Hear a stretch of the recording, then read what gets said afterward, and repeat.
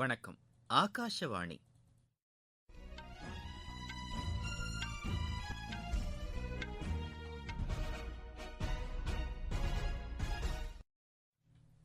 செய்திகள் வாசிப்பவர் மணி துரைசாமி. தலைப்புச் செய்திகள்: சுற்றுச்சூழலுக்கு உகந்த பொம்மைகள் உருவாக்கப்பட வேண்டியதன் அவசியத்தை பிரதமர் திரு நரேந்திர மோடி வலியுறுத்தியுள்ளார்.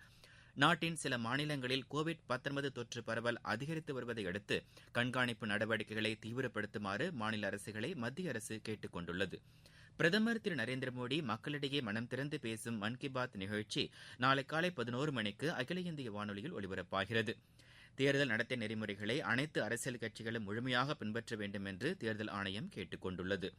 ISL கால்பந்து போட்டியில் இன்னும் சற்று நேரத்தில் தொடங்க உள்ள ஆட்டத்தில் ஒடிசா அணி ஈஸ்ட் பெங்கால் அணியை எதிர்கொள்கிறது. இனி விரிவான செய்திகள். சுற்றுச்சூழலுக்கு உகந்த பொம்மைகள் உருவாக்கப்பட வேண்டியதன் அவசியத்தை பிரதமர் திரு நரேந்திர மோடி வலியுறுத்தியுள்ளார். இந்திய பொம்மை கண்காட்சியை காணொலி காட்சி வாயிலாக இன்று தொடங்கி வைத்து அவர் பேசினார். பொம்மை உற்பத்தியில் குறைந்த அளவு பிளாஸ்டிக் பயன்படுத்தப்படுவதை உறுதி செய்ய வேண்டும் என்றும் உற்பத்தியாளர்களை அவர் கேட்டுக் கொண்டார். நம் நாட்டில் உற்பத்தி செய்யப்படும் பெரும்பாலான பொம்மைகள் சுற்றுச்சூழலுக்கு உகந்த வகையில் இருப்பதாகவும் அவர் குறிப்பிட்டார். உள்ளூர் பொம்மைகள் குழந்தைகளிடையே ஒற்றுமையை ஏற்படுத்திட உதவிடும் என்றும் அவர் கூறினார். பொம்மைகள் குழந்தைகள் விளையாடுவதற்காக மட்டுமின்றி பல விஷயங்களை கற்றுக்கொள்வதற்கும் உதவிகரமாக இருக்கும் என்று அவர் குறிப்பிட்டார். அறிவியல் சார்ந்த பொம்மைகள் பயன்பாட்டில் இருந்து வருவதையும் அவர் சுட்டிக்காட்டினார்.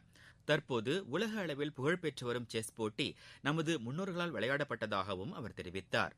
குழந்தைகள் பல்வேறு விஷயங்களை அறிந்து கொள்வதில் பொம்மைகள் முக்கிய பங்கு வகிப்பதாகவும் அவர் கூறினார்.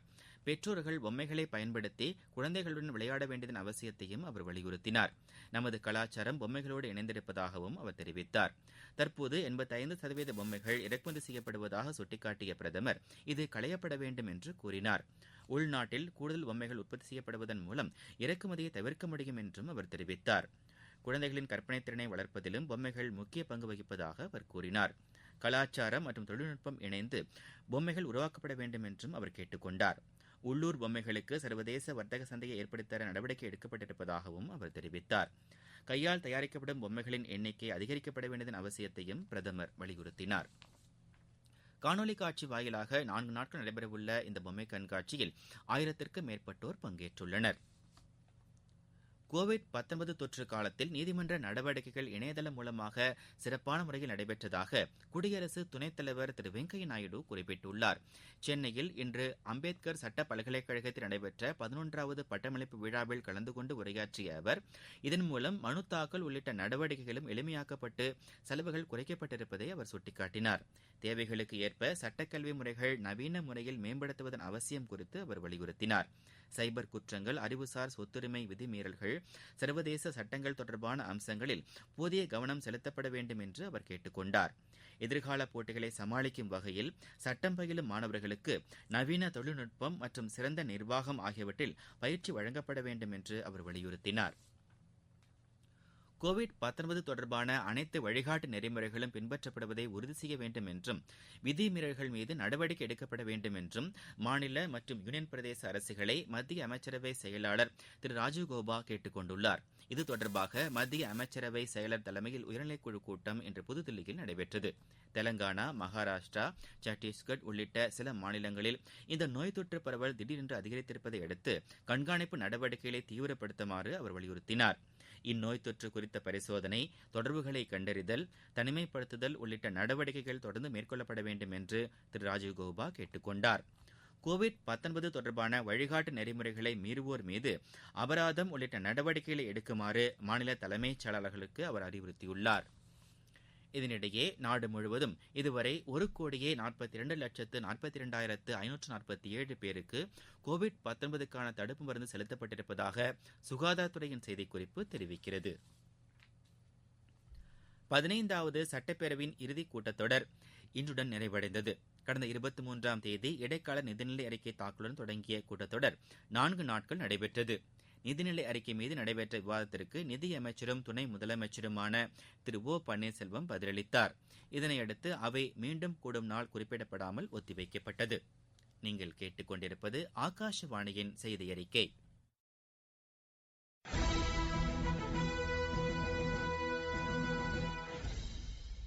கோவிட்-19 ஒழிப்போம், தடுப்பூசிக்கு தயாராவோம். கோவிட்-19க்கான தடுப்பூசி பாதுகாப்பானது. இதனை பெறுவதற்கு கோவின் இணையதளத்தில் புகைப்படத்துடன் கூடிய அடையாள ஆவணத்துடன் பதிவு செய்ய வேண்டும்.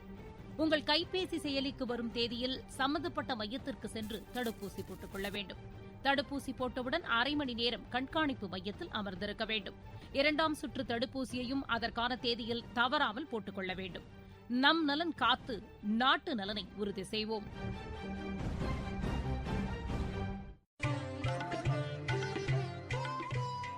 கோவிட்-19ற்கு எதிரான போரில் நமக்கான 3 கவசங்கள். முகக்கவசம் அணிவோம், தனிநபர் இடைவெளியை கடைபிடிப்போம், கை மற்றும் முக சுத்தம் பராமரிப்போம்.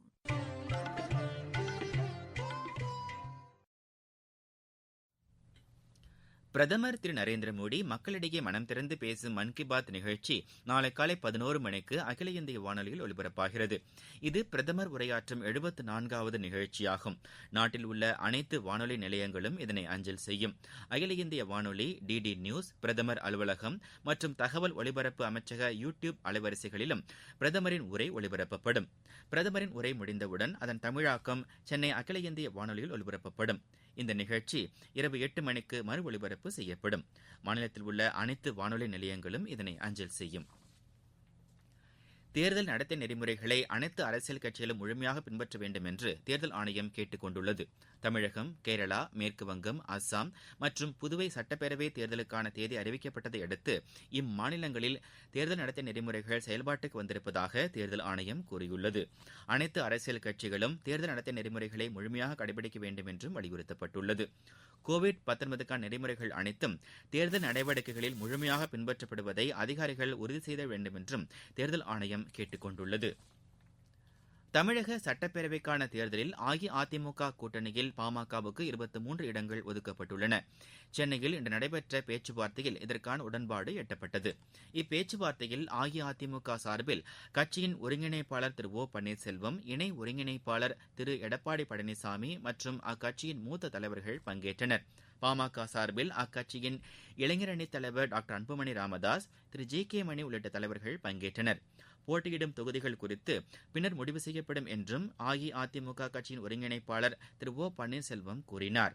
இந்த தேர்தலில் அஇஅதிமுக தலைமையிலான கூட்டணி மாபெரும் வெற்றி பெறும் என்று பாமக இளைஞரணி தலைவர் திரு அன்புமணி ராமதாஸ் நம்பிக்கை தெரிவித்துள்ளார். சென்னை மாநகராட்சிக்கு உட்பட்ட சட்டப்பேரவை தொகுதிகளில் தேர்தல் நடத்தை விதிமுறைகளை தீவிரமாக அமல்படுத்துவது குறித்து மாநகராட்சி ஆணையரும் தேர்தல் அதிகாரியுமான திரு பிரகாஷ் ஆலோசனை நடத்தினார். பின்னர் செய்தியாளர்களிடம் பேசிய அவர், மாற்றுத்திறனாளிகளுக்கும் 80 வயதுக்கு மேற்பட்ட முதியவர்களுக்கும் தபால் வாக்கு செலுத்த அனுமதிக்கப்பட்டிருப்பதாக கூறினார். தேர்தல் பணியாளர்கள் அனைவருக்கும் கோவிட் தடுப்பூசி போடப்படும் என்று அவர் தெரிவித்தார். நாட்டின் பன்முகத்தன்மைக்கு ஏற்பட்டுள்ள பாதிப்புக்கு காரணமானவர்களை ஆட்சியிலிருந்து அகற்ற வேண்டும் என்று காங்கிரஸ் முன்னாள் தலைவர் திரு ராகுல்காந்தி கூறியுள்ளார். தூத்துக்குடியில் இன்று தேர்தல் பிரச்சாரம் மேற்கொண்ட அவர் தமிழகத்தின் உரிமைகளை அஇஅதிமுக அரசு விட்டுக் கொடுத்து விட்டதாக தெரிவித்தார். பாதுகாப்பு மற்றும் எல்லை தொடர்பான விவகாரங்களில் இருதரப்பு ஒத்துழைப்பை மேலும் வலுப்படுத்துவது என இந்தியாவும் பங்களாதேஷும் ஒப்புக்கொண்டுள்ளன. இவ்விரு நாடுகளின் உள்துறை செயலாளர்கள் மட்டத்திலான பேச்சுவார்த்தை இன்று நடைபெற்றது. இந்த பேச்சுவார்த்தையின் போது தீவிரவாதத்திற்கு எதிராக இரு நாடுகளும் இணைந்து மேற்கொண்ட நடவடிக்கைகளுக்கு பரஸ்பரம் பாராட்டு தெரிவிக்கப்பட்டது. பங்களாதேஷ் சுதந்திர போர் நடைபெற்று 50 ஆண்டுகளின் நிறைவு மற்றும் இரு நாடுகளின் தூதரக உறவுகள் ஏற்படுத்தப்பட்டதன் பின்னணியில் இந்த பேச்சுவார்த்தை நடைபெற்றது. உலக துப்பாக்கிச் சுடும் போட்டியில் இந்தியா வெண்கலப் பதக்கம் வென்றது. ISL கால்பந்து போட்டியில் இன்னும் சற்று நேரத்தில் தொடங்கவுள்ள ஆட்டத்தில் ஒடிசா அணி ஈஸ்ட் பெங்கால் அணியை எதிர்கொள்கிறது. மீண்டும் தலைப்புச் செய்திகள். சுற்றுச்சூழலுக்கு உகந்த பொம்மைகள் உருவாக்கப்பட வேண்டியதன் அவசியத்தை பிரதமர் திரு நரேந்திர மோடி வலியுறுத்தியுள்ளார். நாட்டின் சில மாநிலங்களில் கோவிட்-19 தொற்று பரவல் அதிகரித்து வருவதை அடுத்து கண்காணிப்பு நடவடிக்கைகளை தீவிரப்படுத்துமாறு மாநில அரசுகளை மத்திய அரசு கேட்டுக் கொண்டுள்ளது. பிரதமர் திரு நரேந்திர மோடி மக்களிடையே மனம் திறந்து பேசும் மன் கி பாத் நிகழ்ச்சி நாளை காலை 11 மணிக்கு அகில இந்திய வானொலியில் ஒலிபரப்பாகிறது. தேர்தல் நடத்தை நெறிமுறைகளை அனைத்து அரசியல் கட்சிகளும் முழுமையாக பின்பற்ற வேண்டும் என்று தேர்தல் ஆணையம் கேட்டுக் கொண்டுள்ளது. ISL கால்பந்து போட்டியில் இன்னும் சற்று நேரத்தில் தொடங்கவுள்ள ஆட்டத்தில் ஒடிசா அணி ஈஸ்ட் பெங்கால் அணியை எதிர்கொள்கிறது. இத்துடன் இந்த செய்தி அறிக்கை நிறைவடைகிறது. எமது செய்திகளை உடனுக்குடன் AIR News_சென்னை என்ற ட்விட்டர் பக்கத்திலும் செய்தி தொகுப்புகளை all India radio news Chennai என்ற யூடியூப் சேனலிலும் அறிந்து கொள்ளலாம்.